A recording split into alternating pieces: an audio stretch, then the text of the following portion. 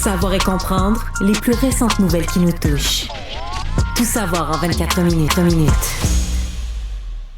Bienvenue ce matin à ce bulletin de nouvelles avec Marianne Bessette. Bonjour Marianne. Salut Alexandre, je vais commencer aujourd'hui du côté du Journal de Montréal. À la une, les Québécois qui attendent d'être soignés vont devoir prendre leur mal en patience cet été. Là, tu me diras encore une fois.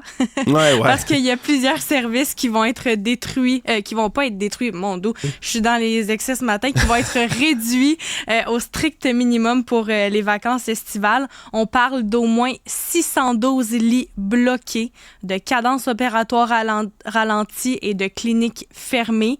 Donc, les fermetures de lits d'hôpitaux dont je te parle concernent une trentaine d'établissements au Québec cet été pour la période de vacances. Ce sont des données qui ont été compilées par le journal. Les principales fermetures touchent notamment les hôpitaux de Sherbrooke avec 92, l'hôpital Hall 60, Chute Québec 50, CIUS du Saguenay-Lac-Saint-Jean 40, Granby 30 et ça continue. On en a minimum environ peut-être une vingtaine là, par établissement. Ça me fait soupirer, tout ce que tu dis. Oui, mais ça fait soupirer aussi la présidente locale du syndicat des infirmières de la FIC de la Montérégie-Ouest, Mélanie Gignac.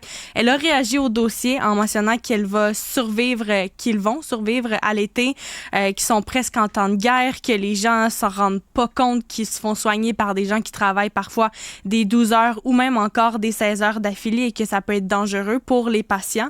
La porte-parole du ministère de la Santé et des Services sociaux, Marie-Claude Lacasse, a écrit quant à elle: « Nous devons trouver l'équilibre entre l'accès à des soins de qualité pour les Québécois tout en accordant à l'ensemble des membres du personnel des vacances nécessaires. » Et selon le syndicat représentant la majorité des infirmières, donc la FIC, Fédération interprofessionnelle de la santé du Québec, une meilleure planification des horaires et des incitatifs aurait pu limiter les fermetures.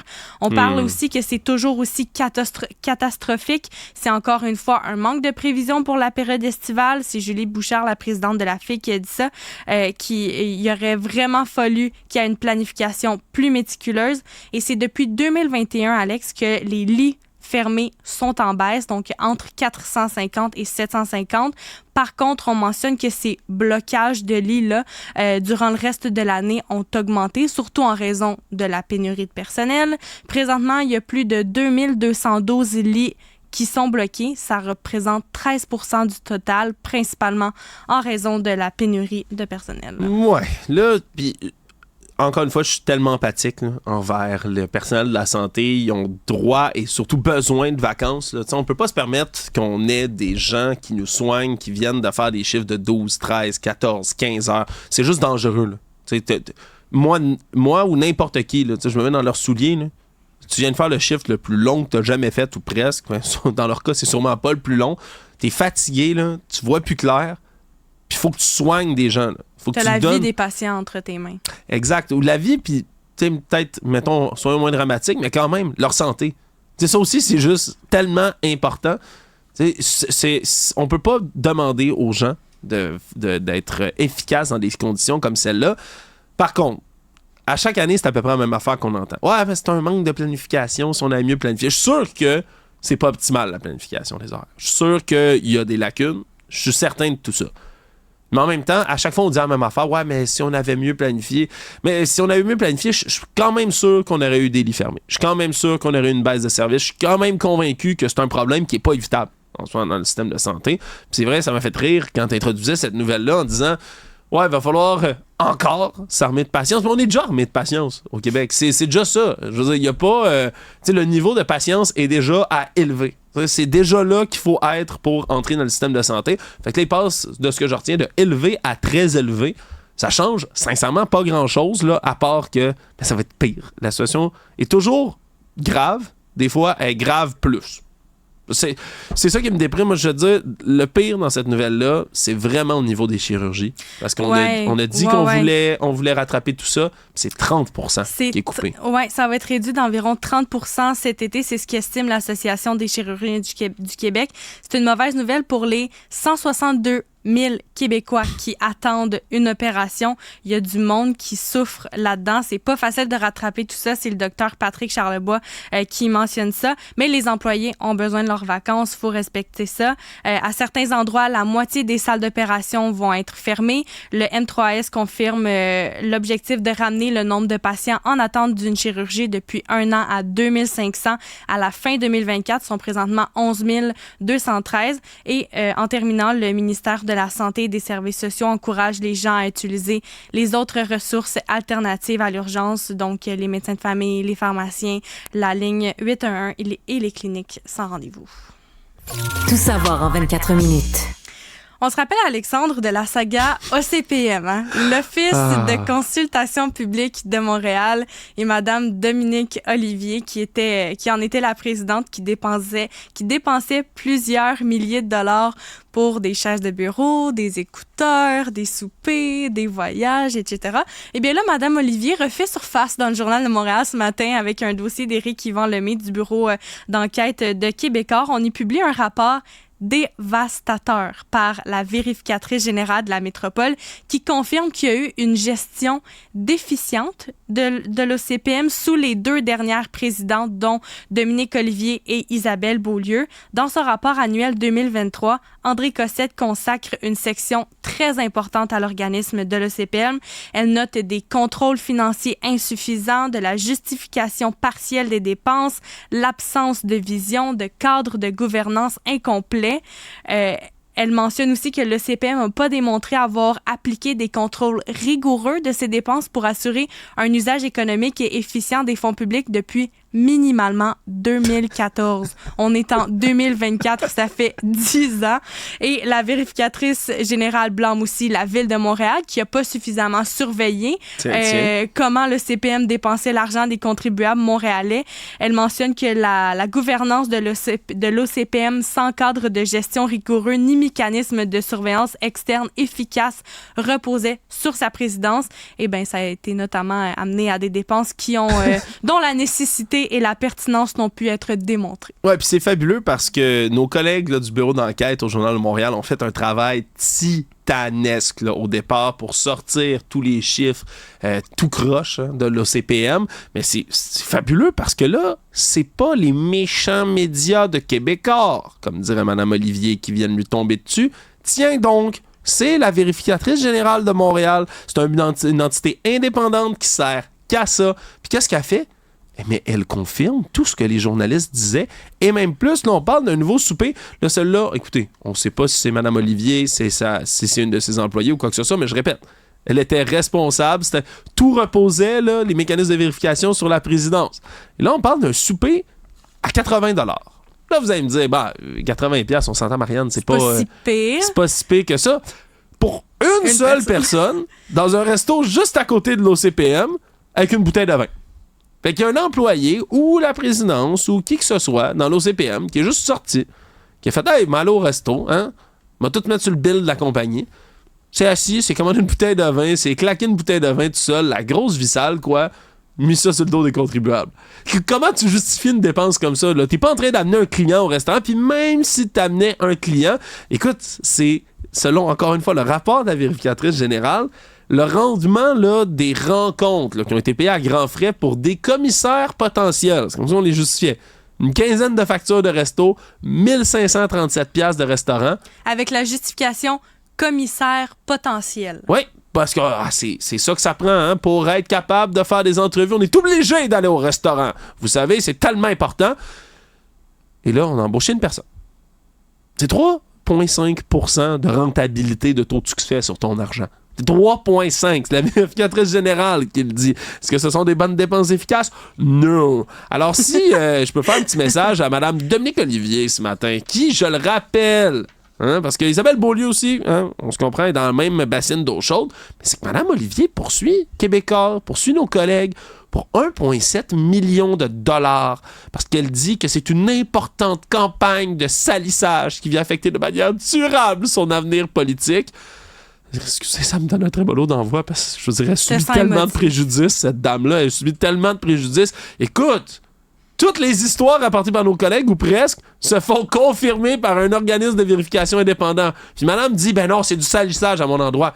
Ben, peut-être que si t'avais fait ta job sans faire des dépenses non justifiées à l'infini, si t'avais vérifié ce que ton monde faisait, si t'avais vérifié qui allait dépenser quoi au resto, puis si t'étais pas allé toi-même faire des voyages. Parce que là, on pourrait en parler pendant 3 heures, là, des voyages, Marianne, il s'en est fait 1 puis 2. Ouais. La VG a dénombré 53 voyages entre 2014 et 2023, soit une moyenne de 7 par année, sauf pour, bien évidemment, la période de la pandémie. Ouais. Ah, donc c'est concentré dans les autres années. Oui. Ah, pardonnez-moi, 53 voyages.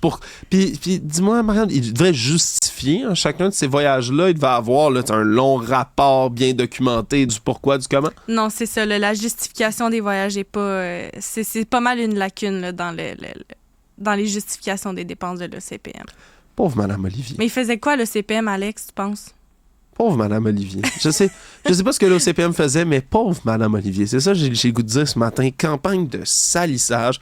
Pauvre elle, on a juste dit exactement la vérité. Maintenant, elle décide de poursuivre. Tout savoir en 24 minutes. Du côté de la presse, dans la foulée de tout ce qui se passe avec le campement pro-palestinien à McGill, le service de police de la Ville de Montréal dit mener une enquête sur une publication qui a fait la promotion d'un programme révolutionnaire pour les jeunes avec des images de combattants armés de fusils d'assaut. C'est l'inspecteur et responsable des communications David Shane qui a expliqué en conférence de presse lundi après-midi que cette publication, elle invite des jeunes à participer à des ateliers au campement qui est préoccupante.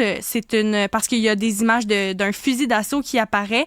La publication fait aussi la promotion d'un programme qui va inclure l'activité physique, des cours d'arabe et des leçons révolutionnaires. Et le SPVM mène une enquête présentement et dit avoir échangé à ce sujet avec la gendarmerie royale du Canada, la GRC. Donc, les organisations de la communauté juive ont rapidement dénoncé ces propos. Il y a aussi l'administration Plante qui a également joint le concert de critique. Alain Vaillancourt, responsable de la sécurité publique au comité exécutif, a affirmé que cette affiche-là était complètement inacceptable, à la limite très choquante pour nous. Puis je rappelle que le SPVM ne prévoit pas pour autant démanteler le campement pro-palestinien de McGill. À la mi-mai, l'université McGill avait déposé une nouvelle demande d'injonction à la Cour supérieure pour forcer le démantèlement du campement. Et là, le SPVM dit toutefois rester à l'affût de l'évolution de la situation pour assurer le respect, la protection et la sécurité de la population. Et que je termine en disant que l'inspecteur David Shane soutient que le corps de police a encadré près de 250 manifestations, dont la presque totalité s'est déroulée dans le bon ordre. Oui, puis ça, c'est important de le rappeler. Là. Je pense qu'il y a bien des gens qui montent aux barricades, mais dans cette histoire-là, dans cette nouvelle-là, tout est juste. Je vais le dire comme ça, puis je m'explique. C'est tellement essentiel de faire une enquête là-dessus. Moi, cette publication-là m'a levé le cœur, puis je trouve ça dommage parce que ça vient, encore une fois, jeter du discrédit, enlever de la crédibilité à des gens qui vont manifester, je suis convaincu, parce qu'ils sont touchés, parce qu'il y a un massacre qui se passe en ce moment au Moyen-Orient. Il y a un massacre. C'est un massacre de population civile qui se passe. Il y a des gens qui ça touche ici puis qui se disent « Qu'est-ce que je peux faire? J'ai l'impression d'être impuissant. Je vais aller manifester. » Puis moi, tant que cette manifestation-là va rester pacifique, puis que les tribunaux décident de ne pas me donner une injonction, je veux dire, la loi est de leur côté, c'est correct. Pour moi, il n'y a pas de problème qu'ils soient là. Je veux dire, manifester en paix. Mais quand il y a des tarés, puis je vais le dire comme ça, des tarés, là, il y a quelqu'un là, qui s'est dit on va faire des ateliers, un camp d'été, puis OK, tu veux faire des ateliers? Correct. Il y a quelqu'un là, ici qui a sélectionné volontairement l'image de quelqu'un avec un fusil d'assaut. Qui a mis ça, là, puis qui s'est dit ça va provoquer tout le monde. Je suis convaincu, Marianne, là, que ça, c'est une tentative d'escalade.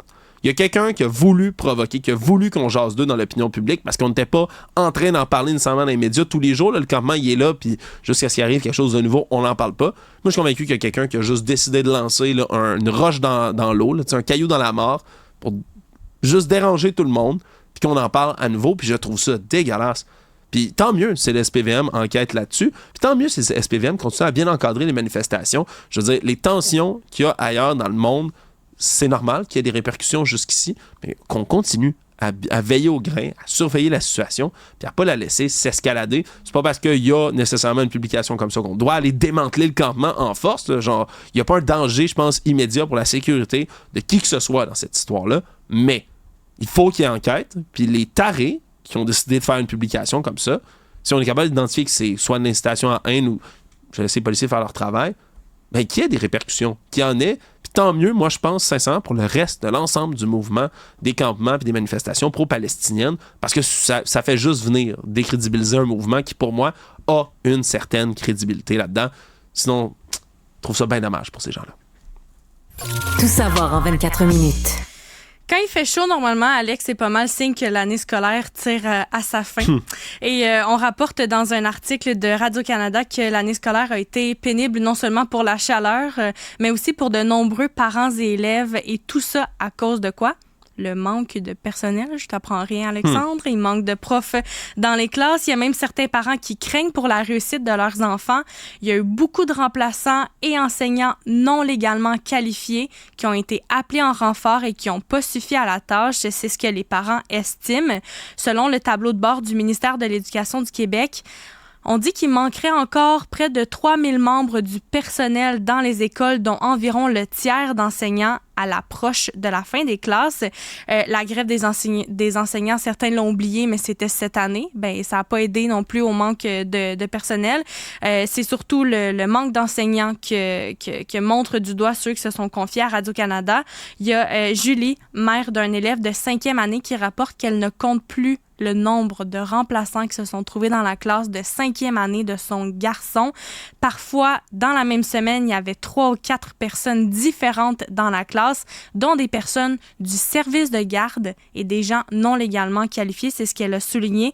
Une autre mère, Émilie, elle a aussi trouvé la dernière année scolaire longue, pénible. Elle a souvent été prise de découragement au cours des derniers mois devant le manque de stabilité dans le groupe de sa fille, qui qualifie l'année de sa fille comme une valse de remplaçants. Et l'année tire à sa fin. Il manque toujours plus de 800 enseignants dans les écoles du Québec selon les dernières données du ministère de l'Éducation.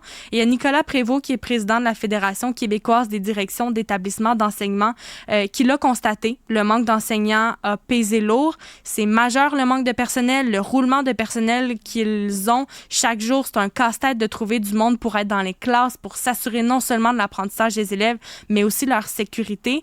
Et il conclut en mentionnant qu'une 60aine de directeurs et directrices ont démissionné au cours des dernières semaines également. Ouais, c'est toujours une situation qui est excessivement difficile, mais qu'est-ce que tu veux? On a essayé là, par tous les moyens de ramener même des anciens profs dans les classes. On essaye de recruter plus de nouveaux puis de futurs professeurs. Mais ces renforts-là sont pas encore là. Il y a plus de profs qui vont partir en retraite que d'autres qui arrivent. Puis encore une fois, c'est un problème qui, pour l'instant, est pas prêt de se régler, mais qui est essentiel de régler. Tu peux pas enseigner tant qu'à moi un enfant quand c'est pas la même figure qui est là pour donner une structure puis un modèle d'enseignement. C'est juste des gens qui se relaient, puis certains qui sont pleins de bonne volonté, mais qui n'ont pas de formation là-dedans. Ouais, qui sont pas qualifiés, des profs de français qui font des fautes. Ça donne pas un bon exemple aux élèves. Non, puis Dieu sait que le français, c'est pas une matière qui va bien en ce moment au Québec. Exact. Tout savoir en 24 minutes.